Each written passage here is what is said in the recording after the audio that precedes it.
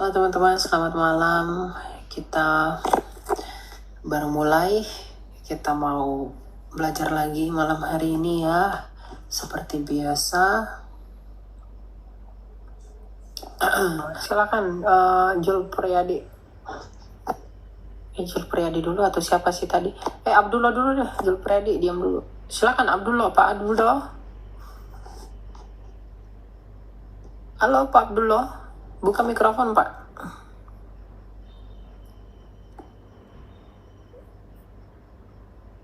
Halo.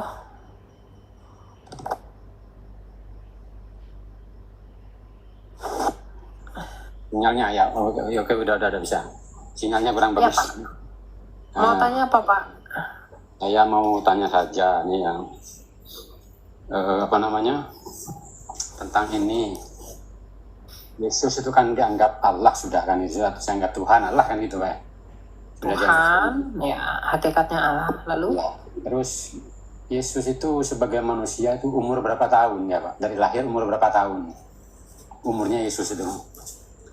Umurnya Tuhan Yesus sampai 33 tahun setengah. Iya. Terus selama Yesus 33 tahun setengah kan dia kan masih manusia kan? Betul. Terus kalau ada gempa, ada gunung meletus, apakah dia rohnya itu atau zat keluar dari tubuh Yesus itu? Oh enggak. Nggak keluar. Berdiam, kan ayat Alkitab berkata di dalam jasmaninya itulah kepenuhan Allah itu berdiam. Makanya Tuhan Yesus itu kudus Pak, nggak berdosa. Oh, berarti kalau ada gunung meletus atau apa itu masih tetap nggak keluar dari Yesus itu. Memang kalau ada gunung meletus, ada gempa, roh Bapak keluar. Ya enggak dong, kan kita kan manusia. Makanya saya bilang, Tuhan Yesus kan begitu, Yesus sebagai manusia akan dilahirkan ya kan. Ya kan dia kan manusia kan ya. Betul, dia sepenuhnya manusia seperti kita Pak. Iya, itulah. Apakah kalau ada gunung meletus, apakah dia keluar? Gunung meletus ada keluar. Kalau keluar kan mesti jadi akan kaku kalau tubuhnya sebagai manusia. Nggak ada begitu Pak. Ya. Nggak begitu? Nggak ada. Oh, ya, tanya saja saya. Begitu, kalau begitu kan nggak keluar ya. Sebab kalau keluar kan dia kaku badannya. Sebagai manusia itu udah keluar dia. Nggak keluar. Oh. Terus gini juga ya, kan di Indonesia ini kan biasa mengakui sudah ada 4 agama ya. Nah, ada Zabur, ada Taurat, ada Injil, ada Al-Quran. Gitu. Zabur, Taurat, Injil itu kitab Pak, bukan agama. Iya, kitab. Al-Quran, kan kitab suci kan ya. Terus ini Alkitab itu apa sih Alkitab itu Pak? Disebutannya Alkitab lah, selain dari Zabur itu. Iya, Alkitab itu adalah kumpulan kitab-kitab para nabi dan para rasul. Tulisan dari zaman Musa sampai zamannya Yohanes dikumpulkan di sana. Disebut Alkitab, dikanonkan oleh gereja yang Katolik dan yang Ortodoks di Kartago di akhir abad ketiga. Itulah Alkitab Pak. Jadi Alkitab itu adalah tulisan para nabi dan tulisan para rasulnya Yesus sendiri. Gitu. Berarti bukan dari 4 kitab itu ya, bukan? Oh, kalau Bapak bilang Taurat iya. Tadi kan. Nah, Taurat itu adalah kitab yang ditulis oleh Musa. Ya. Zabur itu adalah kitab yang ditulis oleh Daud, makanya disebut Mazmur dalam Kristen. Injil itu adalah kitab yang ditulis 4 rasul, yaitu Rasul Matius, Rasul Markus, Rasul Yohanes, dan Rasul Lukas. Jadi Injil itu bukan Tuhan Yesus yang tulis Pak, karena Injil itu sendiri adalah Yesus sendiri. Tapi kitab Injil adalah kitab yang mencatatkan mengenai kisah Sang Injil. Nah, yang mencatatkan kisah Sang Injil adalah 4 rasul, Matius, Markus, Lukas, Yohanes. Gitu. Berarti ada rasul lain lah kan itu selain dari pemegang kitab tadi itu ya? Iya, rasul-rasulnya Tuhan Yesus kan muridnya Tuhan Yesus dari ke-12 rasul. Berarti yang merangkum itu ya, bukan Yesus sendiri, bukan? Bukan Yesus sendiri yang tulis, karena Yesus sendiri Yesus itu Injil itu. Gitu loh. Makanya disebut kitab Injil. Kitab Injil itu kitab mengenai Sang Injil, yaitu kitab mengenai Yesus. Nah, yang menulis itu yang menyaksikan Yesus. Siapa yang menyaksikan dia? Matius, Markus, Lukas, Yohanes, Petrus, Bartolomeus, Andreas, Filipus, dan murid-muridnya gitu. Saksinya itu yang Iya, kesaksian. Makanya dalam 1 Yohanes 1 ayat 1 dikatakan, saya baca ya. ya boleh. Terus saya baca, Pak. Ya boleh. Bapak dari mana, Pak, asalnya, Pak? Jember, Jawa Timur. Oh, Jawa Timur. Nah, dalam 1 Yohanes 1 dikatakan begini, Pak. Apa yang ada ini judul perikopnya kesaksian Rasul tentang firman hidup. Dikatakan begini, Pak. Apa yang ada sejak semula, yang telah kami dengar, yang telah kami lihat dengan mata kami, yang telah kami saksikan, dan yang kami raba dengan tangan kami tentang firman hidup Yesus Kristus, itulah yang kami tuliskan. Jadi yang dituliskan para rasul adalah kesaksian yang mereka lihat dengan mata mereka, yang telah mereka saksikan, yang telah mereka raba dengan tangan mereka tentang Yesus Kristus. Ketika itu ditulis, dijadikan dalam kitab. Nah, itulah ini. Gitu. Ya. Ya, terus ini Mbak, kesimpulannya kok sampai keempat rasulnya itu bisa menganggap Yesus itu Tuhan atau Allah itu gimana? Kok sampai ke sana gitu, Pak? Oh, karena Tuhan Yesus mengatakan dirinya Tuhan, Pak. Yohanes 13 ayat 13. Iya, Tuhan Yesus berkata, akulah Tuhan. Dalam Yohanes 13 ayat 13. Tuhan Yesus dalam Yohanes 8 ayat 24 berkata, kalau kamu tidak percaya bahwa akulah Mesias itu, kamu akan mati dalam dosamu.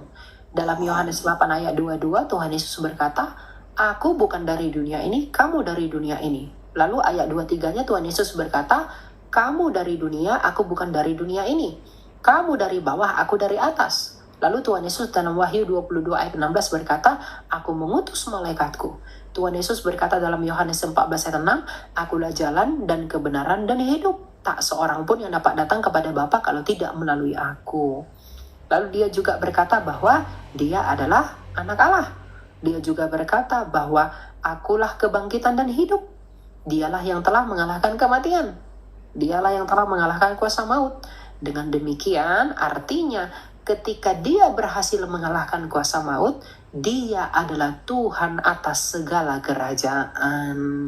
Makanya dia dikatakan King of Kings, Raja dari segala raja.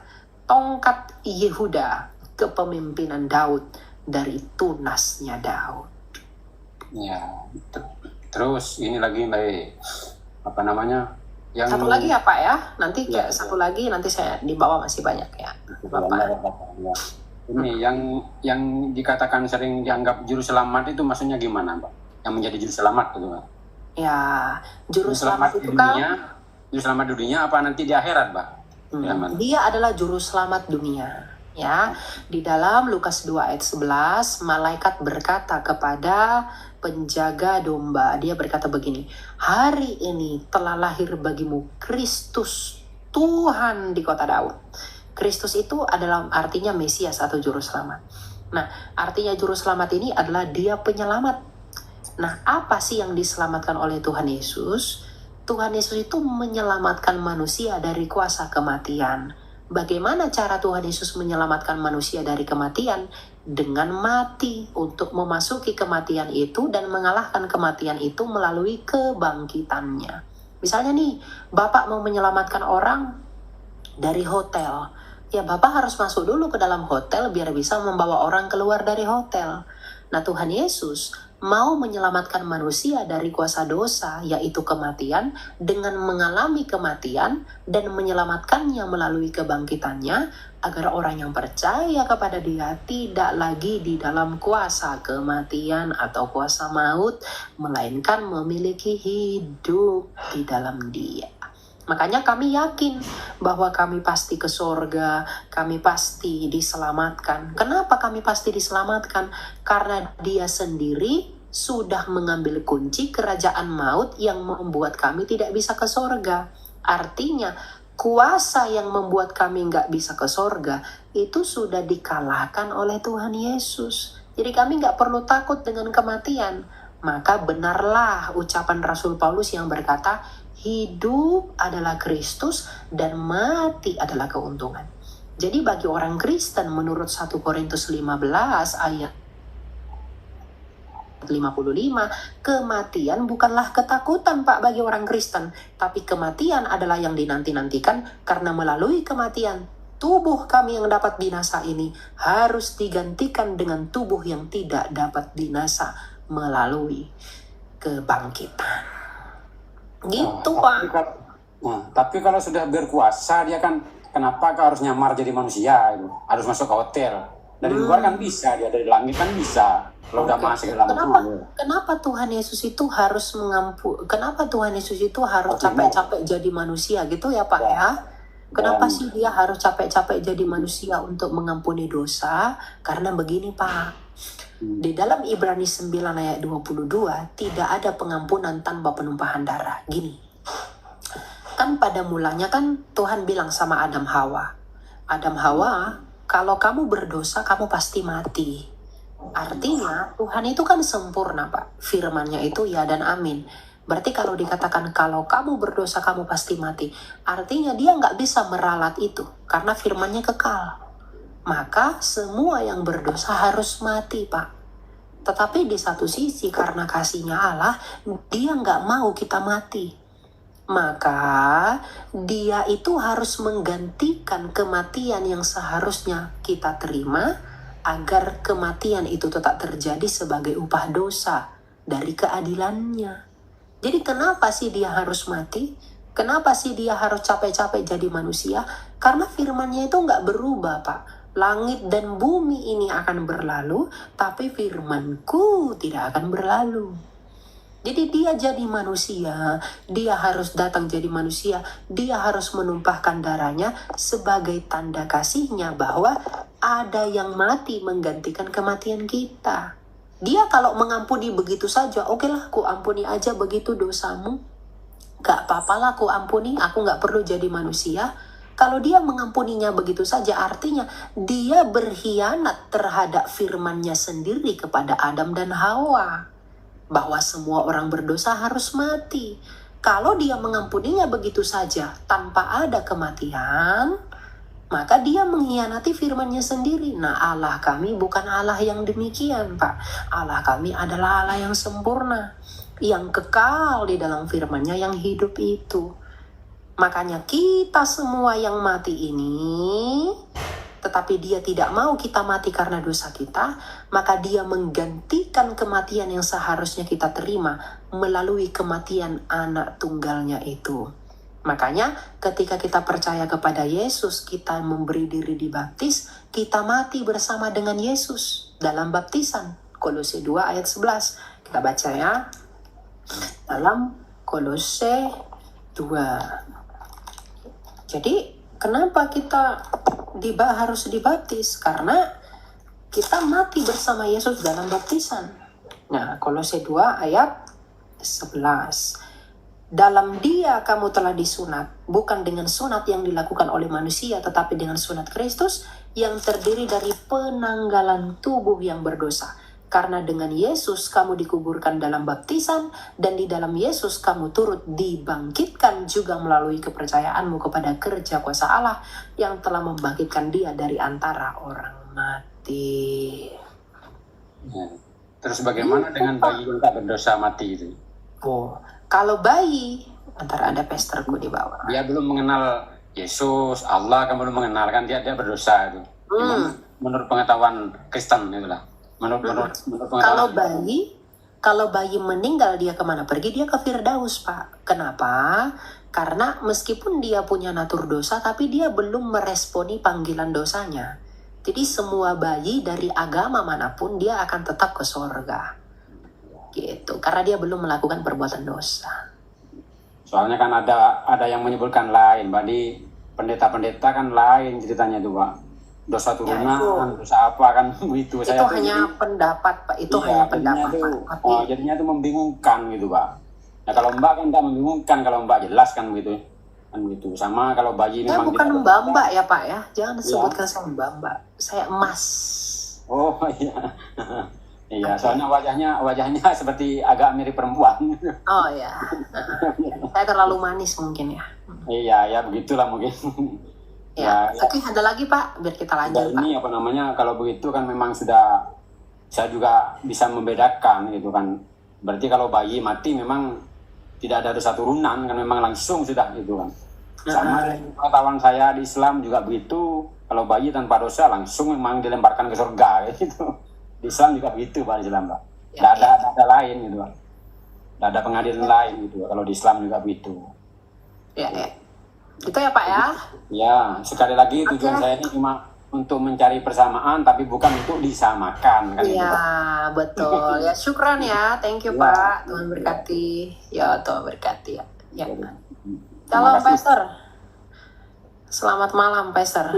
Ya, shalom, luar biasa. Ya, Elia maju terus. Shalom semua yang dalam ruangan Kak Elia ya, semua dipenuhi sukacita selalu, diberi senyum yang lebar, diberi umur panjang di tangan kanan tanpa terkecuali, di tangan kiri diberi kekayaan kemuliaan dalam berkenan Tuhan Yesus. Amin. Amin. Thank you Pastor. Udah ya. Kalian ini 100 orang pertanyaan udah tutup ya, nggak bisa naik lagi kalian karena udah penuh. Silakan oleh Om Ricci nih. Ya, halo Kak. Ya silakan, mau tanya apa brother? Mau tanya. Tap air ya teman-teman ya, tap air, thank you. Ya silakan.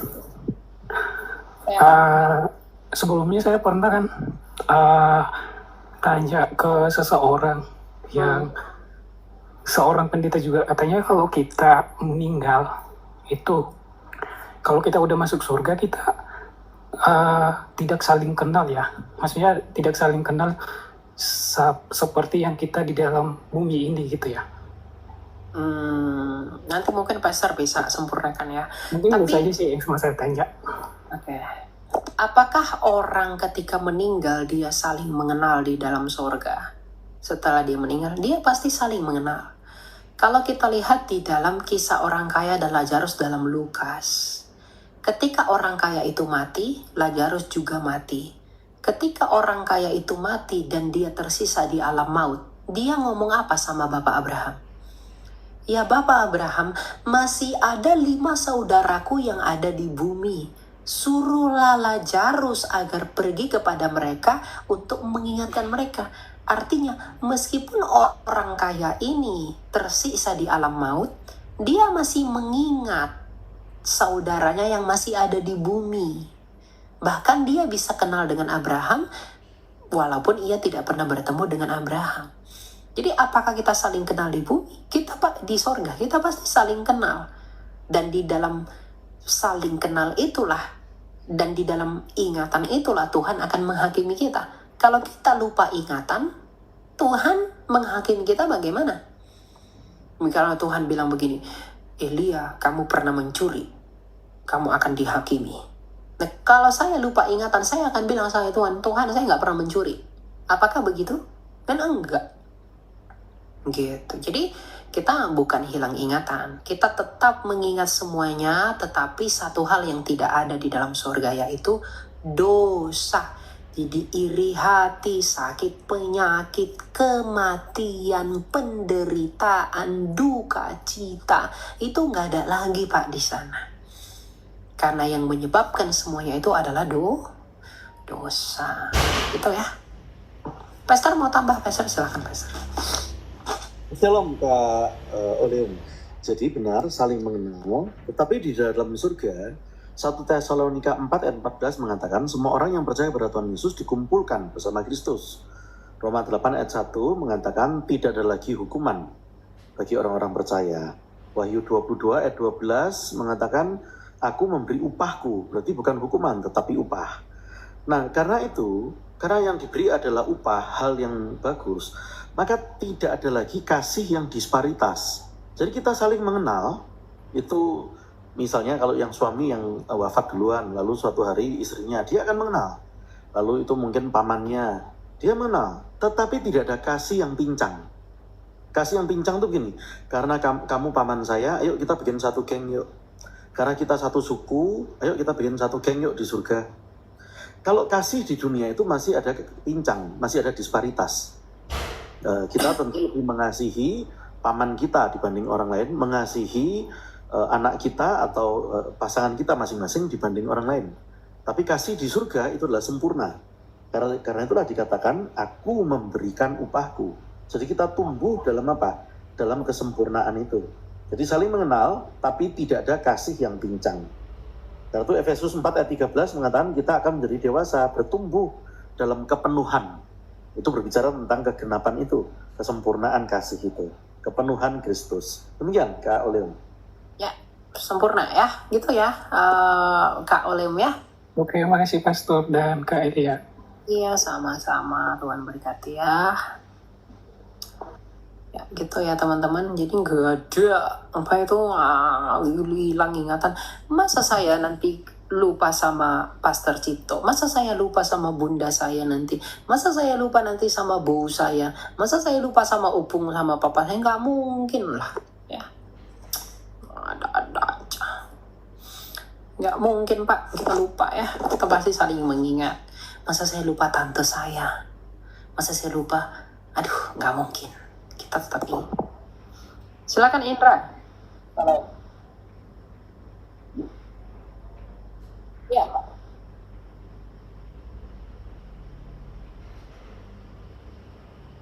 Kristen atau Islam, Pak, Mak?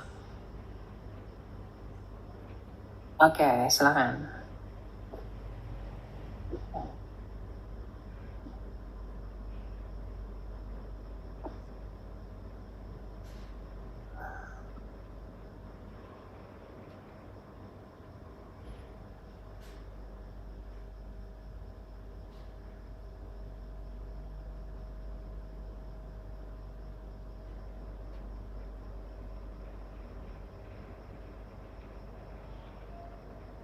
Kayaknya nggak ada suara Bapak di bawah ya. Apa betul nggak ada suara Anda? Coba mute dulu Pak, nanti buka lagi coba. Udah? Halo? Nggak ada, tapi di atas ada loh. Oke, silakan, lanjutkan aja. Ya enggak, saya mau nanya. Pertama itu apa namanya?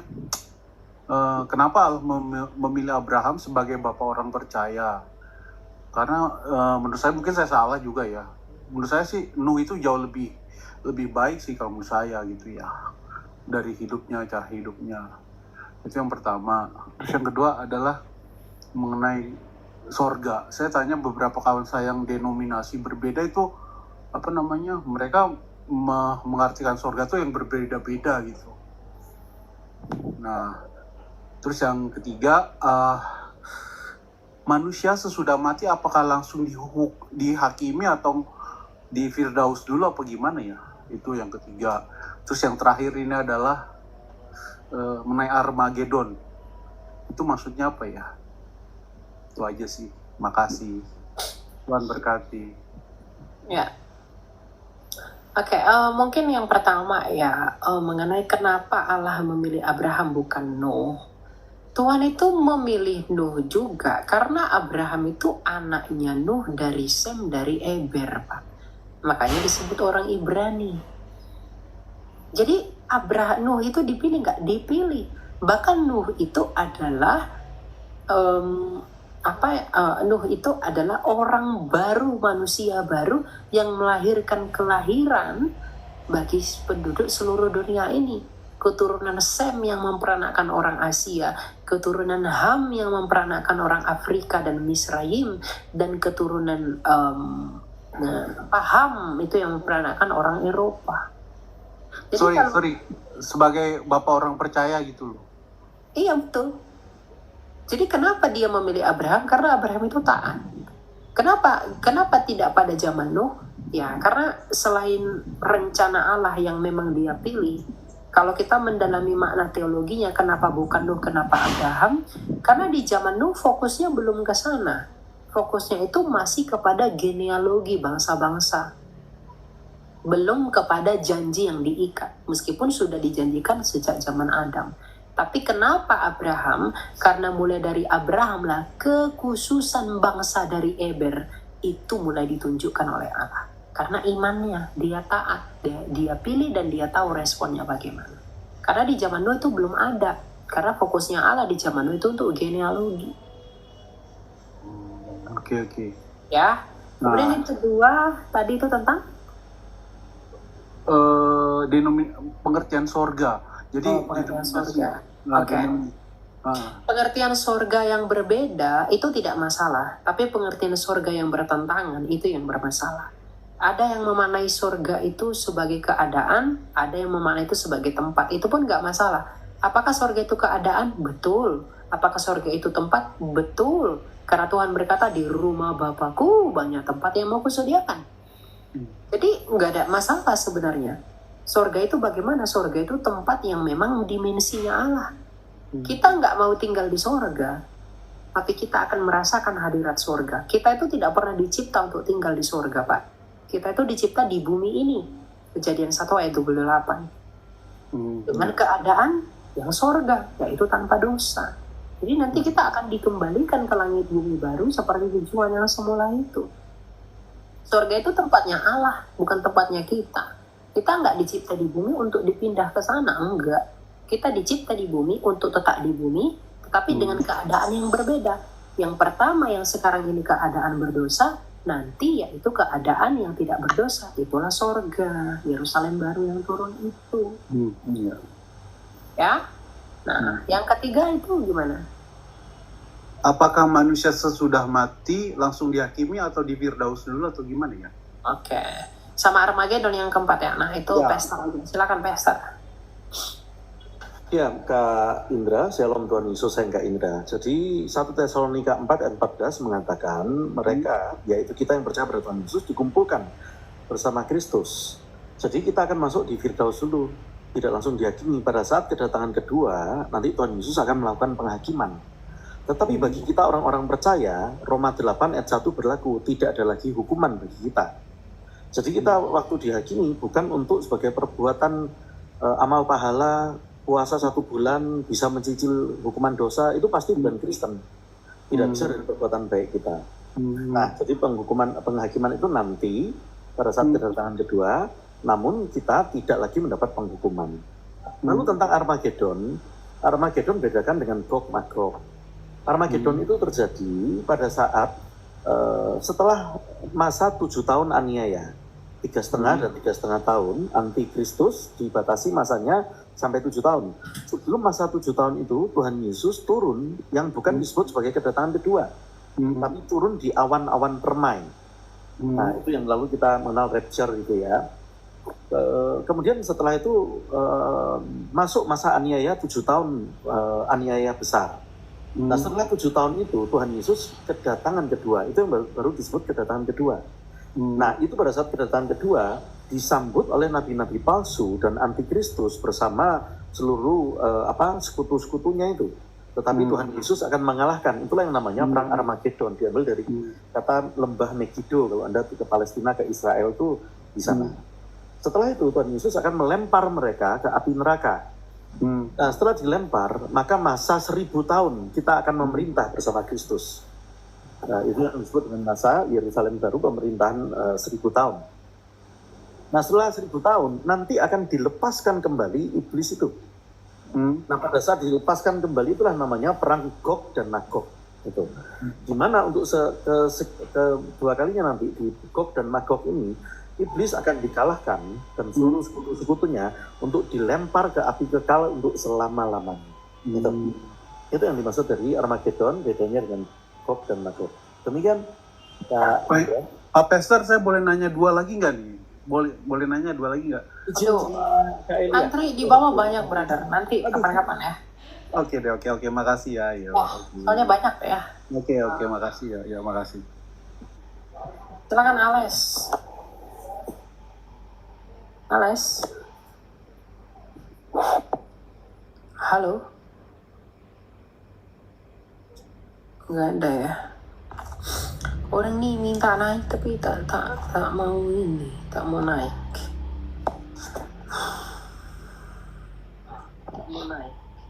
Silakan King Pedro. Selamat malam. Ya malam. Tanya apa Pak? Boleh bertanya, Pak? Boleh silakan. Oke. Siapa yang membunuh Yesus? Yang membunuh Yesus adalah orang Roma yang menyalibkan dia. Gimana? Orang Roma. Roma, Kenapa Pak. dibunuh itu, Pak? Kenapa dibunuh itu? Kenapa bisa dibunuh? Ya, mereka membunuh Yesus karena mereka menganggap Yesus itu menghujat Allah dengan menyetarakan dirinya sedengan Allah.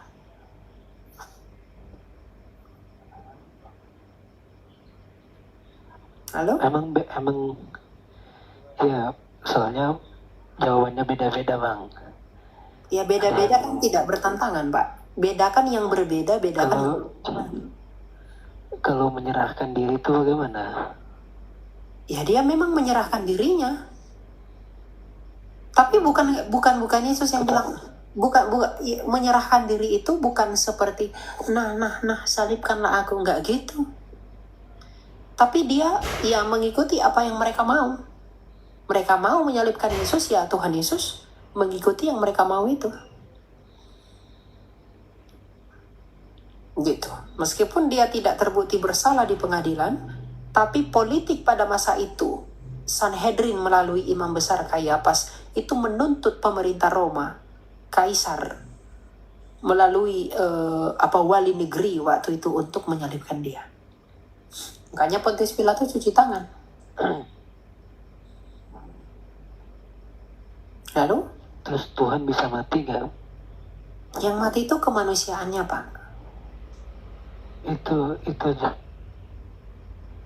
Iya, yang mati Tuhan tuh nggak bisa mati. Yang mati adalah kemanusiaannya, bukan keilahiannya.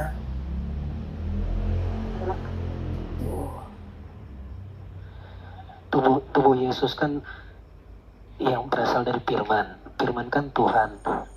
Begitu, Pak.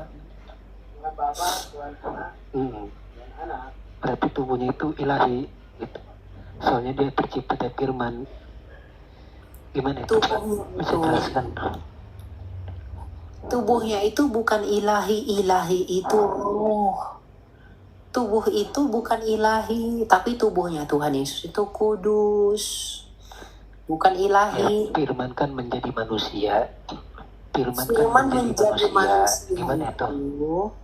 Firman menjadi manusia itu bukan transubstansiasi. Bapak ngerti transubstansiasi? Tidak. Dia bukan transubstansiasi. Transubstansiasi itu berganti substansi, bukan, Pak. Tapi dia kosubstansiasi. Artinya keilahian dan kemanusiaan ketika dia berinkarnasi, sars egeneto dalam bahasa Yunaninya, itu keilahian ini menambahkan kodrat. Sama seperti kamu memakai baju. Bukan berarti tubuhmu ini berubah jadi baju. Kamu punya baju, kamu punya tubuh. Nah, ketika Tuhan Yesus menjadi manusia, inkarnasi itu kan dari bahasa Latin. Inkarni, endi itu di dalam, karni itu daging. Makanya karnivora itu pemakan daging. Jadi inkarni itu di dalam daging. Jadi dia di dalam daging. Firman itu menjadi manusia, itu bukan belebur, kehilangan keilahian seperti nasi jadi bubur, bukan. Gitu. Jadi bedakan, Pak, menjadinya itu Bapak harus ngerti. Gitu loh, ya. Nah, ketika kodrat ini keilahiannya, ketika berinkarnasi dia menambahkan kodrat kemanusiaannya. Nah, ketika dia mati, yang mati ini kemanusiaannya nih. Bukan dia yang ilahi lalu berubah jadi daging, ketika mati berarti yang ilahi yang tadinya jadi daging itu mati. Bukan. Makanya pahami pengertian inkarnasi itu. Sars egenito itu Anda harus paham dulu. Pengertiannya apa. Gitu ya. Ada lagi, Pak? Biar kita lanjut kalau nggak ada.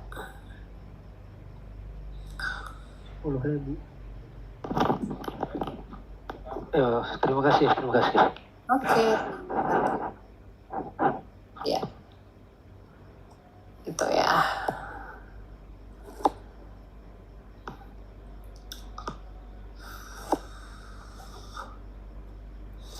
Ada yang mengatakan sulit.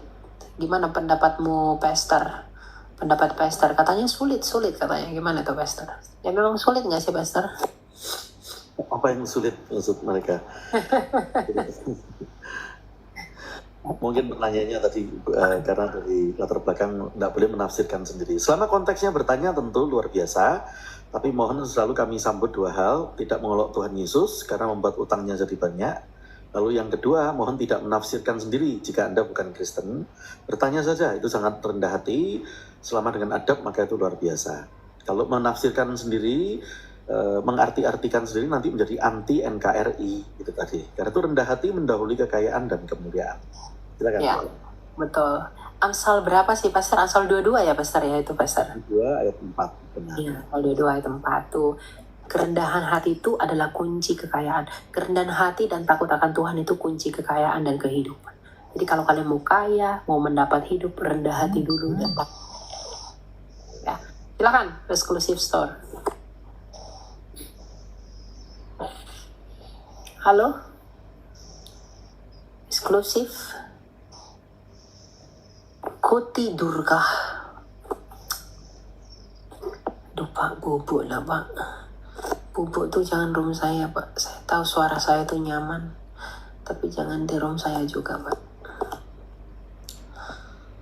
Ya, agak lain nanti. Ya, silakan Van Bimes.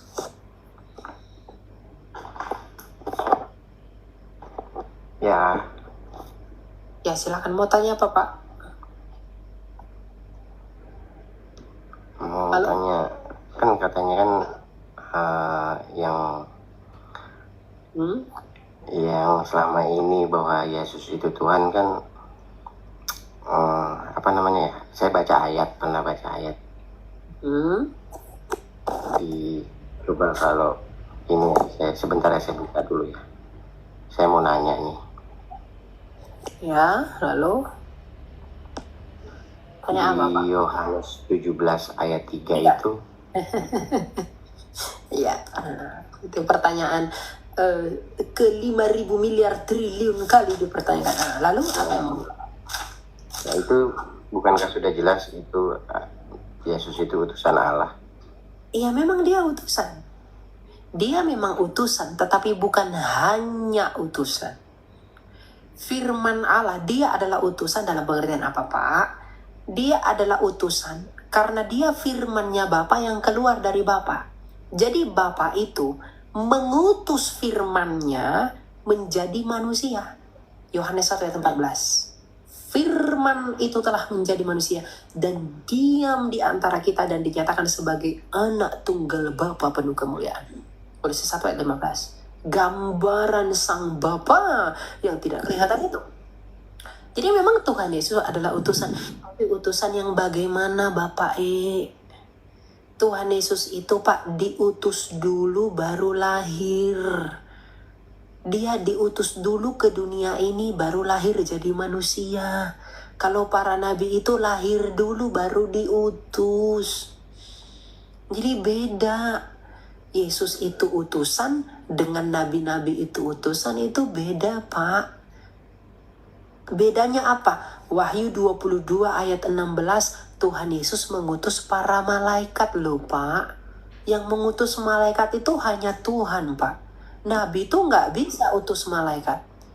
Malah malaikat yang mendatangi nabi. Tapi Tuhan Yesus dalam Wahyu 22 ayat 16 dia mengutus malaikat. Jadi apakah Yesus utusan? Iya dan amin Pak. Tetapi bukan hanya utusan. Yesus adalah firman Bapa yang Bapa utus dari dirinya sendiri untuk keluar menjadi manusia ke bumi ini. Betul. Kami nggak menolak itu. Ya, di situ kan ada juga tuh ayat di Markus 12 ayat 29. Ya, Yesus saja nyuruh.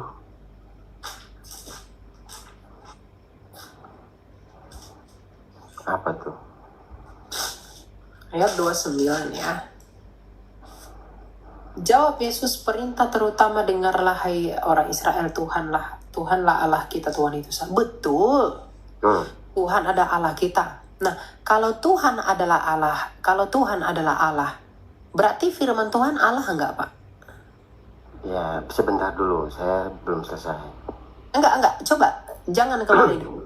Kalau Tuhan adalah Allah, berarti firman Tuhan dan rohnya Tuhan Allah enggak?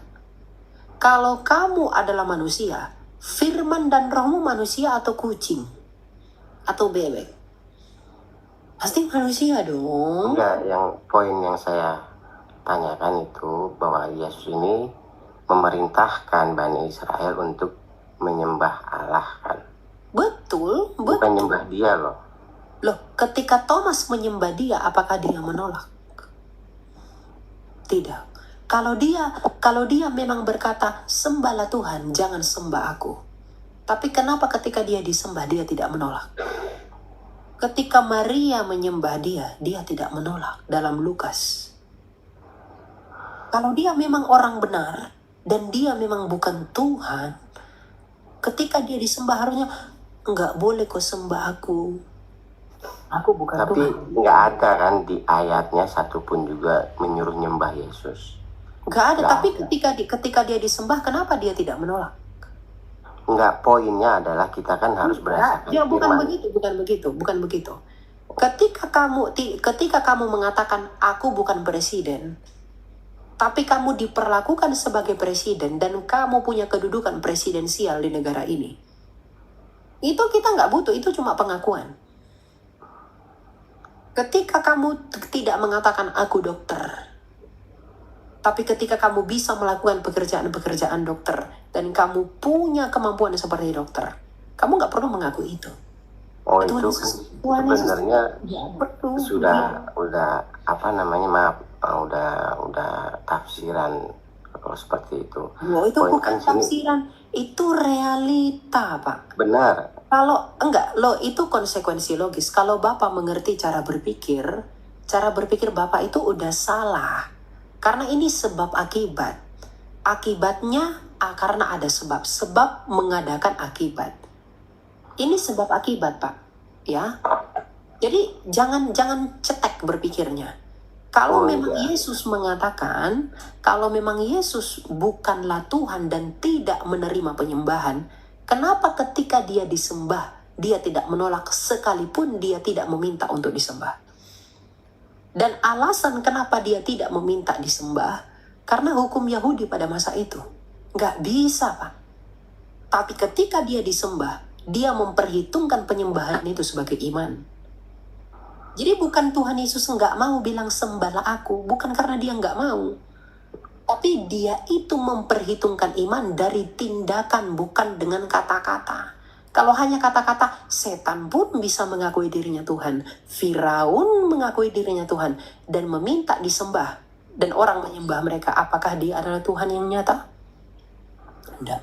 Sebenarnya sih nggak usah kita kemana-mana. Poinnya kan perintah. Siapa yang harus disembah? Ya, enggak masalah. Ketika kita menyembah, ketika Tuhan Yesus dalam Markus 12 ayat 29 tadi menyuruh kita untuk menyembah Allah. Ketika kami menyembah Allah, kami menyembah firman dan rohnya enggak? Ketika saya sembah kamu, yang saya sembah tubuhmu, firmanmu, atau rohmu? Pasti semua dong. Ya enggak dong, dilihat aja itu. Apa? Roma 12. Ketika saya menyembah kamu, ini Pak, kamu main logika aja, kan kalian umat paling logika. Ketika saya menyembah kamu, saya menyembah tubuhmu saja, rohmu saja, firmanmu saja, atau seluruhnya dari kamu. Nah, ketika Tuhan Yesus mengatakan sembahlah Tuhan Allahmu saja. Nah, ketika saya menyembah dia, apakah saya hanya menyembah wujudnya, rohnya, atau firmannya? Pasti semuanya. Dan Yesus adalah firman, dan Roh Kudus adalah rohnya Bapa. Maka saya harus menyembah firmannya Bapa dan rohnya Bapa. Saya berdasarkan firman aja ya, perintahnya itu seperti apa. Bukan Ya, kita kalau asumsi sendiri, nggak boleh begitu. enggak, Kita baca Roma 12 ayat 1. kami- Baca dulu di situ. Iman- Penyembahannya gimana begitu. iman Roma kami. 12 ayat 1. Ya, ntar ya, saya buka ya. Kan kita harus diuji dengan bahasa roh. Ujilah dengan bahasa roh atau firman.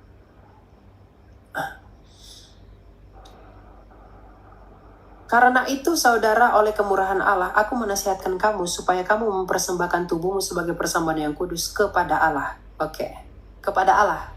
Ya. Di dalam Ibrani 1 ayat 8, kenapa Yesus disebut Allah oleh Bapa?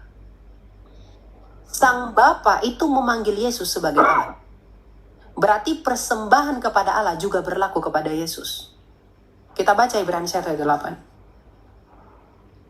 8.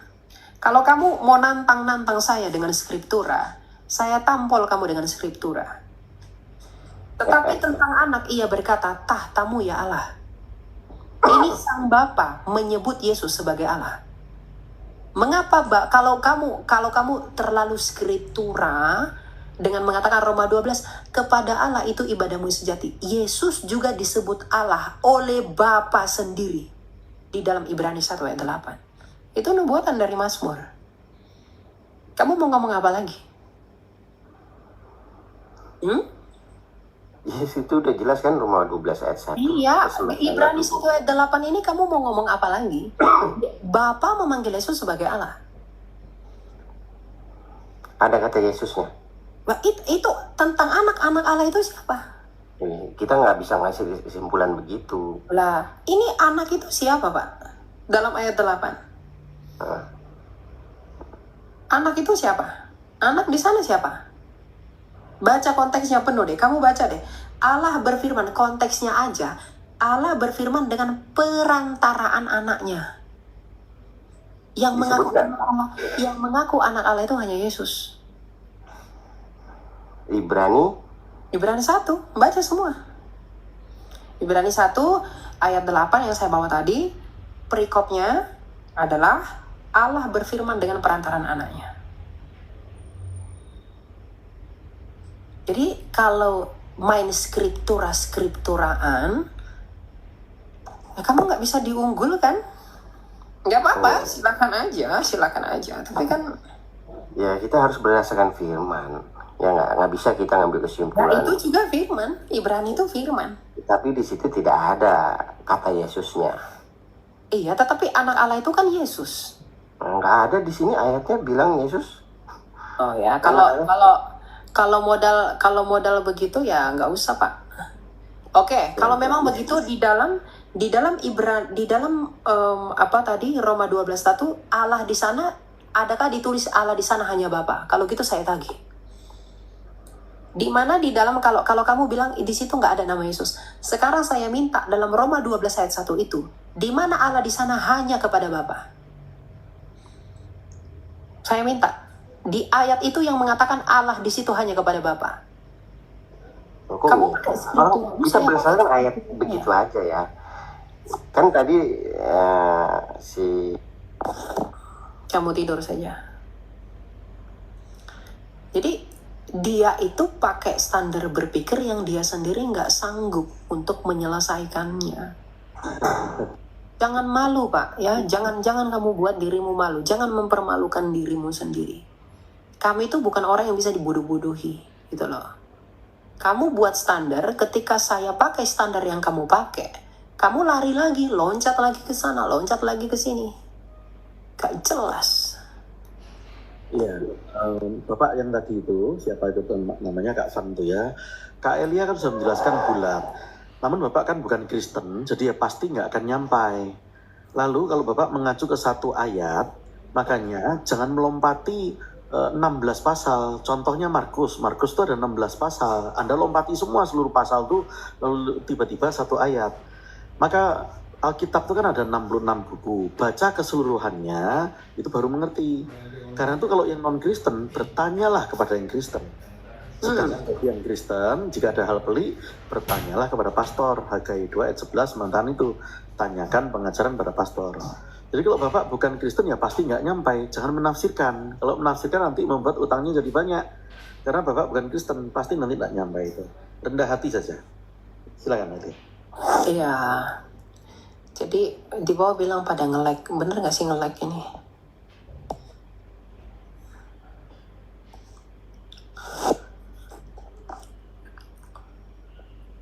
Jadi